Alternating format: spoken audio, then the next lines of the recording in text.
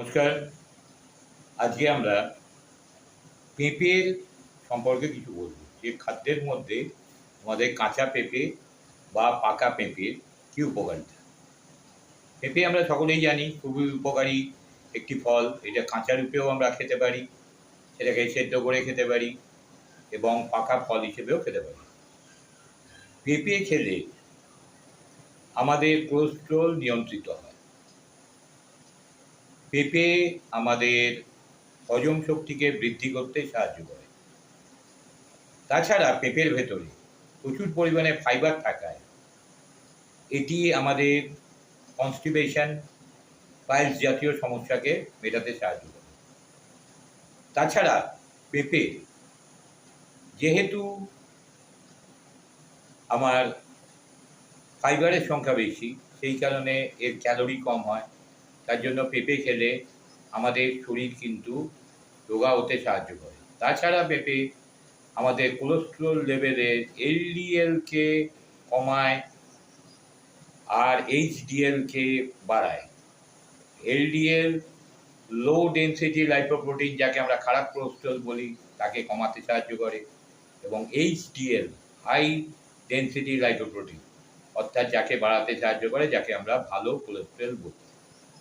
তাছাড়া আমাদের হৃদরোগের ঝুঁকি কমায় এবং পাকা পেঁপে সেটিও আমাদের ওজন কমাতে, কোলেস্টেরল কমাতে এবং শরীরের নানা রকম স্কিনের সমস্যা তাতেও রক্ষা করে। তাছাড়া হজমের ঝুঁকি কমায়, অর্থাৎ হজম ভালোভাবে আমাদের হতে পারে এবং চুল ও ত্বককে সুস্থ রাখে এবং আমাদের লাংস ক্যান্সারের এবং যে কোনো ম্যালিগন্যান্সির প্রোটেকশন হিসেবে কাজ করে। কিন্তু এরপরে একটা কথা, সবার কি পেঁপে খাওয়া উচিত? তাহলে আমাদের এটা ভাবতে হবে। কিন্তু সকলের জন্য পেঁপে উচিত নয়, কিছু কিছু ক্ষেত্রে পেঁপেরও রেস্ট্রিকশন আছে। যেমন হচ্ছে গর্ভবতী নারীদের পেঁপে না খাওয়াই ভালো। দ্বিতীয় হচ্ছে যাদের হার্টবিট ইরেগুলার তাদের না খাওয়াই বেটার। যাদের শ্বাসকষ্ট আছে তাদের ডাক্তারের পরামর্শ নিয়ে পেঁপে খাওয়া উচিত। চতুর্থ, যাদের হাইপোথাইরয়েড আছে তাদের ক্ষেত্রেও পেঁপে কিন্তু ঝুঁকিপূর্ণ এবং যাদের কিডনিতে স্টোন জাতীয় সমস্যা আছে তাদের ক্ষেত্রেও কিন্তু পেঁপে খাওয়া ঝুঁকিপূর্ণ। তাছাড়া সবথেকে বড় কথা, এই ফাইবার আমাদের শরীরে টক্সিনকে বেরোতে সাহায্য করে, যার জন্য পেঁপে পাকা অবস্থায় হোক, কাঁচা অবস্থায় হোক, আপনারা রান্নার সঙ্গে মিশিয়ে অন্তত খান।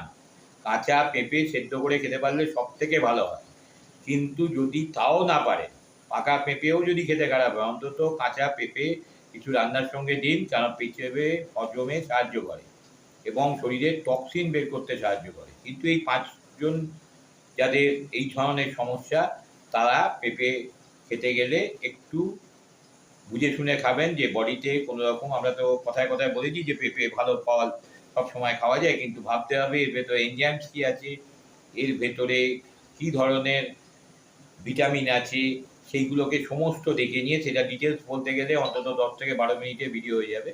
সেই জন্য অত ডিটেলসে গেলাম না। এরপরে আমরা পাপায়ার ওপরে আরও ডিটেলসে যাব। ততক্ষণের জন্য এই ভালো ফলটিকে আপনারা গ্রহণ করুন এবং সুন্দরভাবে তাকে গ্রহণ করার চেষ্টা করুন। আবার পরবর্তীকালে আমরা আসছি একটা অন্য ভিডিও নিয়ে। ততক্ষণের জন্য নমস্কার, ভালো থাকবেন, সুস্থ থাকবেন।